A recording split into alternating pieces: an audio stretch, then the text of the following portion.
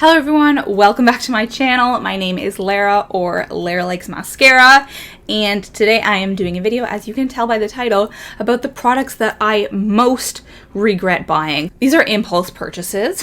All of them are impulse purchases, and they're ones that didn't work out, which, like, surprise, surprise, most of the time, at least for me, when I was previously doing a lot of makeup shopping, a lot of my purchases were impulse purchases. They were not planned out. And most of the time, honestly, I didn't end up loving the product. Sometimes I would like the product, but you know, maybe one day I'll do a video that's like the best impulse purchases I ever made, like products that I bought on a whim and actually worked out. But I probably won't be able to think of too many because usually that's not how it happened for me. I will say I was pleasantly surprised by, I guess, the number of products in my collection that I was able to think of for this video because, you know, at the beginning of my no-buy, it would have been like a huge proportion of the products I had would have been things that I regretted buying and things that I had bought on an impulse. But by this point, I have gone through enough of my collection or decluttered the products that I didn't like as much. And so it's not everything. Like, most of the products here today are things that I pulled from my collection that I rarely use. Only one of the products is something that I have in my daily makeup bag that I'm trying to get through. But like the rest of my products that I use on a daily basis, they weren't impulse purchases, or at least I don't regret buying them. So that's pretty good. It wasn't as easy thinking of products for this video as I kind of anticipated it would be. So go me. I guess I'm happier. This is like tangible proof that I'm happier with my collection now than I used to be. Before we get into all that, I do want to do a little bit of a recap on the last like 2 weeks of my life because it's been very exciting. I did give a little bit of background on what was going on a couple videos ago. I pre-filmed a lot of content in August because I knew I would be really busy at the beginning of September, and then I had that video with Shauna, which if you have not watched it, go watch it. I will also, of course, link her channel here. So we did a collab video, like an in-person collab video. When was the last time you saw one of those with two YouTubers? Well, actually two on her channel. We did a no-buy tag video, and then we did a get ready with me, which was so much fun. I feel like out of the 3 videos we did, that might actually be my favorite one. Like, it's just the most enjoyable watching us chat and get ready. And then, of course, we also did one on my channel, which was about how the Project Pan community is changing or influencing the YouTube beauty community. So anyways, we did those, lots of fun. And then I pre-filmed a bunch of content. If you don't care about my life, then you can skip ahead. I will put it here. But I don't want to put this part at the end of the video because it's like exciting and important enough to me that it deserves to be foregrounded. Like, this part of the video to me is much more important than the actual video itself, so I'm not putting it at the end. But yeah, go ahead and skip ahead if you don't care about me. I know a lot of people don't care about this stuff. So if you are into movies at all, you probably have a little bit of familiarity with the big film festivals, which are like Venice, Cannes or Cannes, Berlin, Sundance, and TIFF. Those are the big 5, and TIFF is the biggest public festival in the world. Those other festivals, for the most part, well, at least the European ones, I don't think you can just like attend as a normal person. You have to be industry. But TIFF and Sundance are, anyone can attend. You just need to buy tickets. So I have been going to this festival for a long time, and then I actually got into film in school. I'm currently doing my PhD in documentary, so it's like kind of the area that I work in, but I also just love film festivals. I don't know what I want to do in the future, but if I can find a job where I just attend film festivals all year, that's a job for me. I don't know if that's a job. They're doing freaking fire alarm testing today, and it's very inconvenient. Why couldn't they have done this during the festival when I was never home? Anyways, I was kind of nervous for the festival this year because a lot of things were changing and I wasn't really a fan of it, but it ended up probably being the best festival I've ever attended, which is seriously saying something. This was the highlight.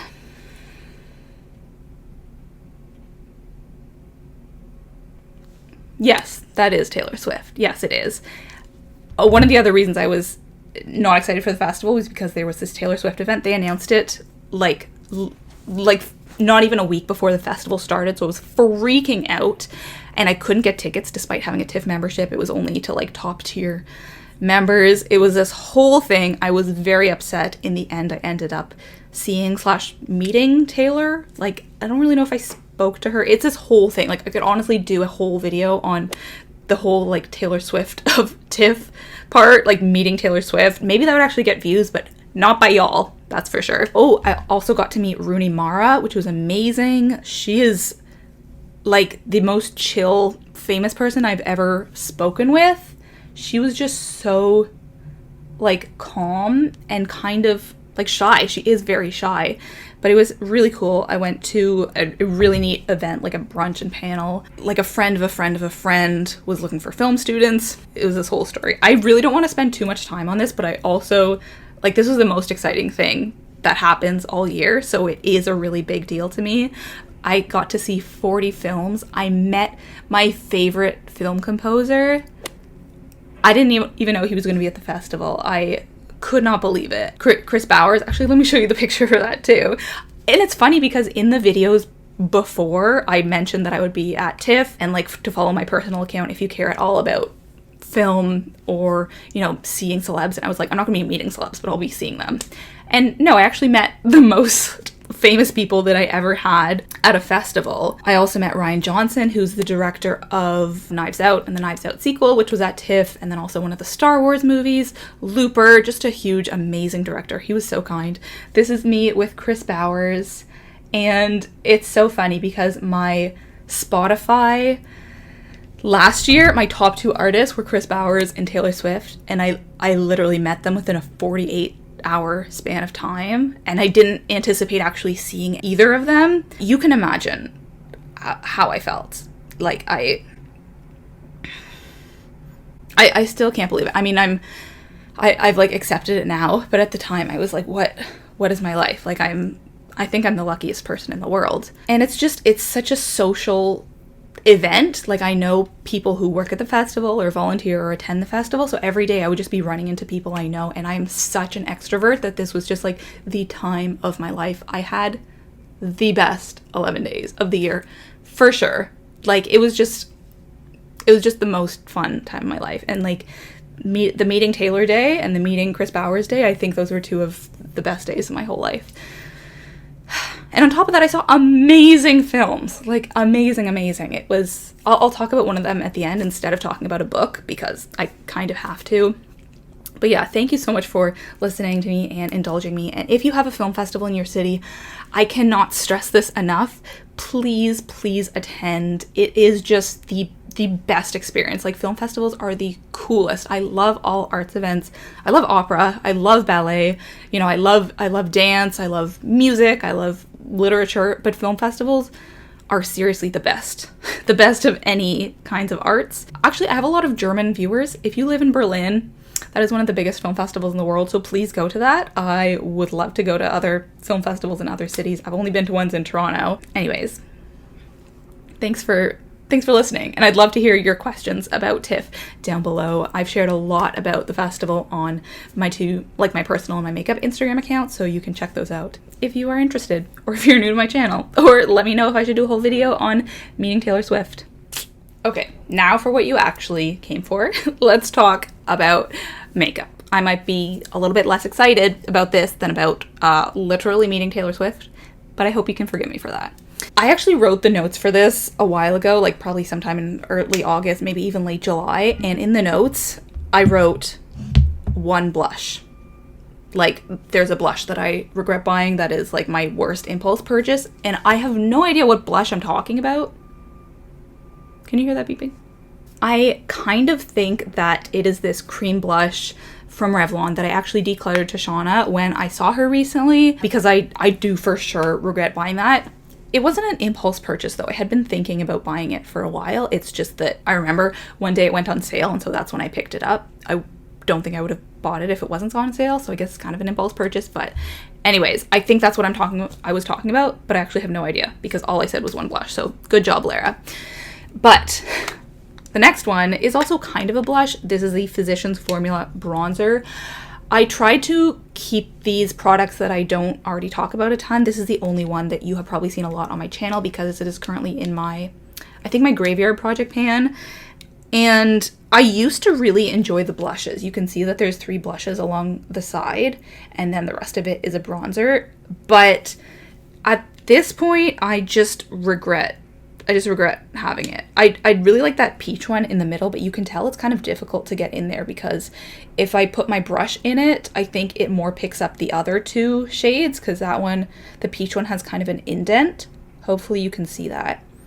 So I would have to use like a very small brush. I don't know how I would get in there. And then you can see that the bronzer itself, it looks kind of worse for wear. I don't know why it looks like that. It's like speckled, like I don't know if it's age or, you know, some products just get that kind of look, but I'm really not enjoying this. Like, it does work. It shows pigment on my face, but I don't enjoy the experience of using it. So it's less about how the product works and more about just like the physical thing. So I regret buying that. I think if I didn't have it, I would be perfectly fine. I have other bronzers I can use. I don't even really like bronzer, which you probably know if you've seen any of my videos before. So yeah, this is probably going to get a declutter at some point. I don't know when. I kind of wish I didn't get it. I think this was also one that was on sale, and that's why I impulse purchased it. This was a bad decision. Bad. Because also when I had it, I like barely ever used bronzer. I think I was getting it for the blushes, but that's dumb. Why would you get a bronzer just to get use out of the blushes that are in it? That doesn't really make sense. Let's talk mascara next, because as you can see by my username, I am big on mascaras. I have a huge collection of mascaras because I don't really believe in getting rid of them unless, you know, they're like obviously gross. I know you're only supposed to use them for 3 months. Do what you want. I disregard that rule. But I have 3 mascaras here today that I wish I did not have. Actually, 2 of them I don't even remember buying, so maybe I didn't, but I still feel like I should mention them because this is the exact same mascara, and I actually had a 3rd one. I think the 3rd one was still in its packaging, so I, you know, passed it on to someone else. But these 2 are like literally the exact same mascaras. One is waterproof and the other is not. But even still, why would I need 2 of the same mascaras? I have only used the non-waterproof one, and it is actually good. And maybe if I was the kind of person who didn't already have a million mascaras, getting 2 very similar ones would be fine. But because I already, at the time of acquiring these, had a collection of definitely upwards of 20, maybe upwards of 30, I didn't need 2 more of the same. Especially because I don't generally like Revlon mascaras, so like why was that getting 2? Where was the thought process there? I don't know. Interestingly, this says it's a 6-month expiration date, and usually for mascara that's 3 months, so that's kind of generous. Go Revlon for being like, yeah, you can have it open for longer, but still, I also never reach for these, so that's another part of it. Maybe if I loved it. I did have 2 of the 1x1 by Maybelline mascara, but that was because I loved it so much, so I purchased a backup. But this, absolutely no reason for me to have 2 of them. I actually love the vast majority of my mascaras, so I couldn't include too many in here, but this one I definitely remember buying. This, it was for sure an impulse purchase. I did have some inkling of it before because my friend Emily used to love this mascara, so I bought it on her recommendation, but of course it was an impulse purchase because I already had a lot of mascaras. I didn't need to be buying any more. The wand is kind of neat, and you are able to really get into the inner corner, like those really little lashes. So I can understand if someone has a problem getting in there, this might be helpful for them. That's not really an issue for me, so that wasn't, you know, a benefit of this. It's also not waterproof. I don't think that this came in the waterproof because I feel like if it did, I would have purchased the waterproof version, as that works much better on me. But yeah, I just decided to pick this up on a whim, and I have tried to rotate this into my makeup bag many times just to, you know, get use out of all of my mascaras. And this is just not a good experience. It doesn't last very long in my makeup bag before I'm like, oh, I don't want to use that anymore. So yeah, cute packaging, of course. I love the pink and green, you know, that's classic, but I did not need to buy this. Okay, this next one is from Kiko Milano, which I believe is only available in Europe and Asia. I've seen the store in, I think, London, Germany, and Hong Kong. Yeah, that seems right. And this is called Green Me Lips and Cheeks.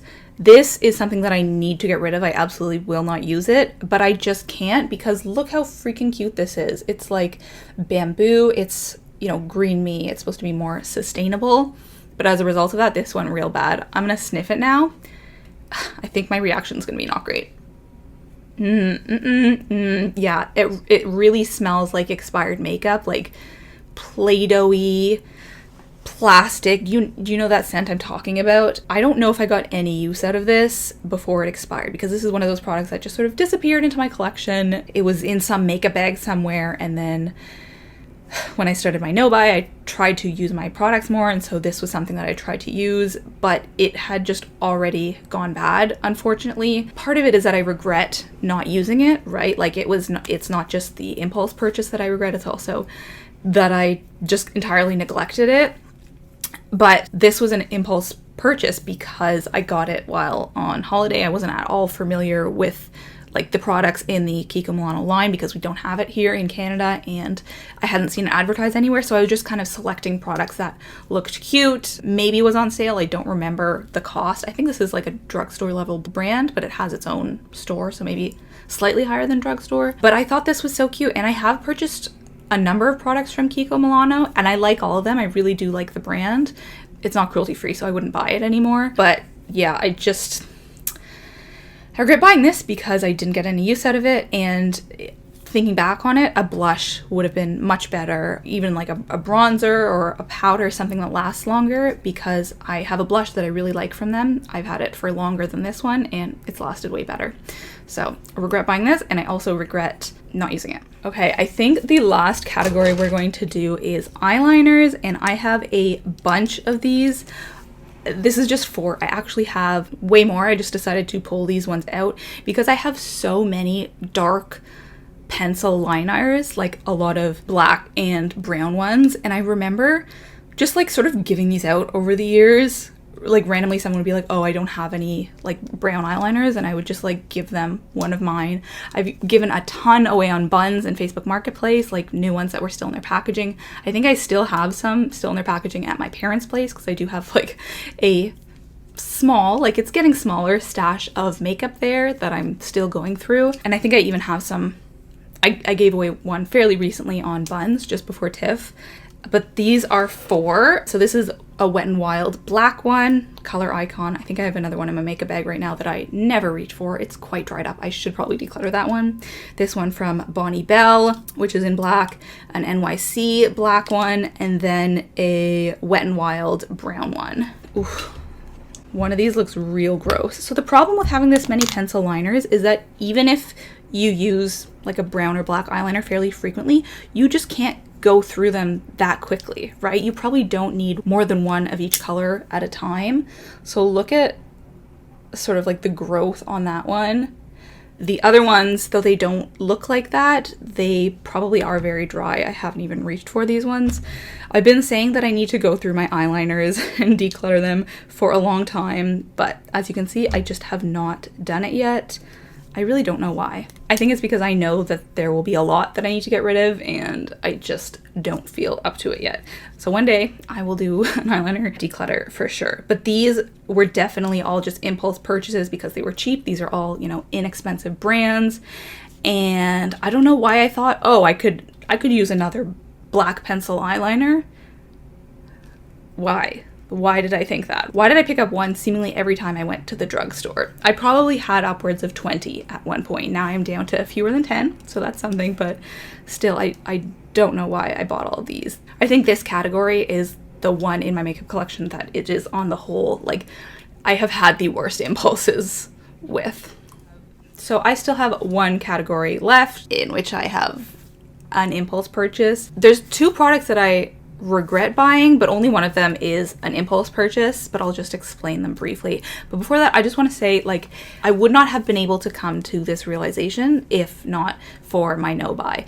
like, honestly, before I went on this conscious consumerism journey, I didn't think about my makeup collection in the same ways I do now. I didn't carefully think through each item and if I was using it enough to merit keeping it, if it was even the makeup style that I liked. All I thought about was increasing the size of my collection. Also, maybe if something was trendy. I feel like I don't buy into trends very much anymore. Also, in terms of if things were cheap, because if something was on sale, then that was a reason to buy it. I try to stay away from all of those tenets of makeup right now, because that just wasn't contributing to me having a healthy relationship with my collection or even having a collection that I liked at all. So I think it's helpful to go through your collection and think about what you bought on impulse and which of those things, you know, you enjoy and which of them you don't, because hopefully thinking through that will help you see that impulse purchasing is not usually very helpful. I mean, maybe you're different from me, but just wanted to get that out there.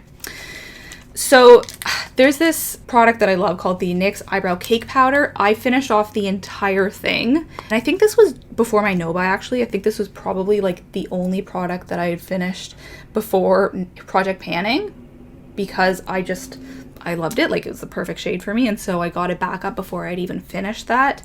And I have used it a little bit, but I just have so many other eyebrow products that it really did not make sense to get a backup. But this was my holy grail. So despite having other things, I just wanted to own it. So it wasn't an impulse purchase. I did think it through and decide that this was something I wanted to own. But at this point, it's going to take so long until I even get to this. So I do regret having it. But this one, I think it was an impulse purchase. This is the gel and powder eyebrow kit. And this kind of looks like a dupe for the NYX one. I think also maybe the Anastasia one. And I've never used it. One side of it is gel. It also looks like the NARS packaging. You know what I mean? So it's very sleek, but one side is, as I said, cream, and the other is powder, and I just really don't know if I would get along with a cream product like this. As you can see, I've never tried it. It's super aesthetic, but that dark one looks way too dark for my eyebrows. I don't know. So I think that this was an impulse purchase because I was running out of the NYX one, and I didn't know if I would be able to buy it again. So I got this one instead, and you know, maybe someday I'll love it. But at the moment, seeing as I have never used it and I have an abundance of eyebrow products, I think that this was not a good call. So I've become a much more conscious consumer since going on this no-buy, which I talk about all the time. If you've seen my other videos, I've done videos similar to this where I've talked about, you know, products I regret buying, products that I should declutter, that kind of thing. So this is kind of, you know, obviously in that vein, because most of the products I'm talking about here are things I got before I started my no-buy, before I, you know, had this realization about what my makeup collection and my relationship to it should be like. But there is one product here that I got recently, like not even a year ago, that I already find myself regretting. And interestingly, this is the only makeup product that I think I've purchased since going on this low buy, because I've been on a low buy for like almost 4 years now, which is crazy, but I have brought quite a few new things into my collection. It's just I've not got them the typical route. I've had friends declutter them to me, or I've gotten things on buns. Usually they're brand new, so you know, I'm comfortable with that. But this thing, I checked on buns, it wasn't available, and it seemed like so perfect for me that I was like, you know what, it's fine, go and buy it. It's inexpensive. This is from NYX, which is a brand I like. It's cruelty free, it's, you know, has fairly good ethics, easily accessible, and it is a glitter primer. So let me just show you what it looks like. It's, you know, close to my skin color, so that's me rubbing it out there. And I got this on Sarah Rose's recommendation because she said that her glitters show up so much better when she uses this. Unfortunately, I have not found that to be the case, and I always neglect using it. I use an eyelid primer, no problem, like every day, but then I forget to apply a second one because that's just like, you know, who thinks of applying a second eyelid primer? And you have to use it in a very particular way. You have to just sort of dab it in the specific area where you will be putting the glittery eyeshadow. So I just don't find it intuitive. You know, I haven't been in the habit of doing that, and so I just constantly forget to do it. And when I have done it, I don't find that it makes any difference. What I really need to do is a couple of test runs where I use it on one eye and not the other, and I sort of experiment with it. So maybe I'll do that in the next little while because I don't want this to have been a regret, and hopefully one day it's not. But yeah, it wasn't entirely an impulse purchase. I did think about it a little bit, but it was also kind of like, oh, I haven't bought anything this year. This was at the very end of 2021, so I was kind of like, oh, you know, I'll reward myself. I'll get something new. Yeah, I was in a store, so why not? I picked it up, and I regret doing that. This also says that it has an expiration date of 6 months, which I am not following, but that, you know, does mean that it will expire a bit sooner than I would like. Hopefully it doesn't start smelling different or anything. But yeah, I really need to figure out how to use this because I don't want to see this in a negative light, and that's how I do now. So if you have tips for how to use this, let me know. But yeah, all of the rest of these are from way earlier, prior to my no buy. This is the only one. And it's funny because I actually went out and bought it, and yet I wish I hadn't. Okay, that is it for the makeup aspect of this video. Thank you so much for watching. Please let me know if you have any of these products, or if you have similar products and you also similarly regret buying them, or, you know, just how much impulse purchasing you do or used to do, and if your habits are changed. I would love to hear all of that. But yeah, now I'm going to talk about a movie that I saw recently at TIFF, because I usually talk about a book, but I just went to a film festival, so obviously I'm going to talk about that. This is, I don't actually know the ranking of my favorites yet, but this is, I think, the one that I walked out of being like the most in awe, just shocked. You know, when you walk out of the movie, hopefully this has happened to you, and you're just like not really completely functioning. This was the film for me. It's called Carmen.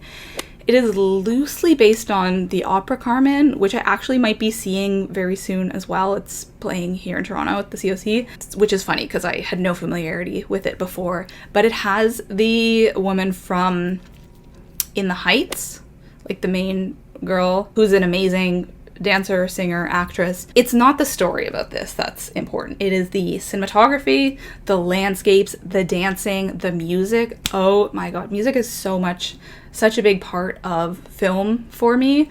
So if I like the soundtrack of a film, I'm probably going to love the film, and some of my favorite movies are the ones that have my favorite soundtracks. There's a really close relationship there for me. It's Nicholas Britell, who did Moonlight, If Beale Street Could Talk, The Underground Railroad. He's an incredible composer, and I think he has a very unique sound, but I think this might have been my favorite film he's done for music. The director, it's his first film. This is his first feature. He's actually a choreographer. He's Natalie Portman's husband, and they got together working on Black Swan. I think he did the choreography for that. And this film, like, it just feels like beauty. Like, it's all so well choreographed. You're just sort of like letting it wash over you. There's parts where there's only a couple of dance sequences, but the ones that are there are just like electrifying. There was 2 dance sequences that I just sat there with my mouth open underneath my mask because I could not believe it. I was like, oh, I guess I like dance movies? What? This is new. The final one is like one of the most incredible scenes I've ever seen. It's like a fight club, but then the MC or referee or whatever is also rapping. It's like a rap battle, but then everyone else who's there is doing a group choreographed dance. It is electrifying. It is incredible. I've never seen anything like it. If this comes to theaters, you need to see this in a theater. It's definitely not for everyone, but if you love music and dance and like emotions, it's also a romance. I highly, highly recommend this film. I went in not knowing anything about it, and I'm so glad I saw it. This was the last film I saw at the festival. Amazing. Oh, it also has Paul Mescal from Normal People, who people like. He's whatever, I don't find him that interesting. Yeah, the film itself, amazing. So that is it for this video. Thank you so much for watching and for listening to me talk about film and TIFF. I really appreciate it, and I will talk to you next time. Bye!